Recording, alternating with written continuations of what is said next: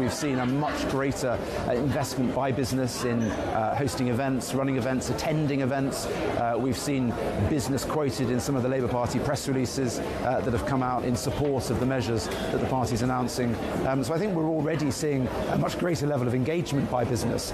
Excuse me, but ultimately, yes, it is for business to create jobs. It is not for government to create those jobs. It's for government to support the investment case. At least this is the position that many businesses would take. And I think de-risking the investment case for jobs in the UK is what business is looking for. Yeah. Last week was really taken up by HS2, perhaps by lowering inflation, according to the Conservative parties, as being a key measure to cut taxes almost. They almost use that as a way to cut taxes in a way, and it didn't make a lot of sense.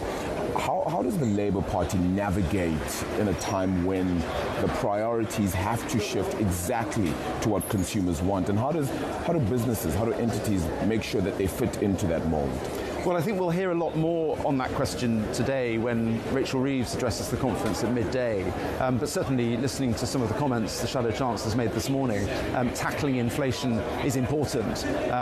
Labour has always been less obsessed with lowering taxation than the Conservative Party. But I think we're already hearing the Chancellor confirming that there are going to be no new announcements on tax from Labour ahead of the next general election. So in many ways, again with politics, it's often what people don't say as well as what they do, and I think the fact that we won't hear any more tax measures from Labour, to me, sends a very strong signal that Labour recognises there is a lot of support to be won by not increasing tax, and therefore I would expect that to follow through in policy terms. Yeah. Rachel Reeves actually speaking about how she planned to decrease taxes, or she wants to, but she cannot make bold promises right now that she won't be able to keep. So maybe trying to take a book out of the Conservative parties and not follow through. Well, I think that's right. But of course, the money needs to come from somewhere, which is why I think we're going to continue to hear the Shadow Chancellor and other Shadow Ministers today talking about the need to increase investment, to de-risk investment, and make the UK an attractive place for international business.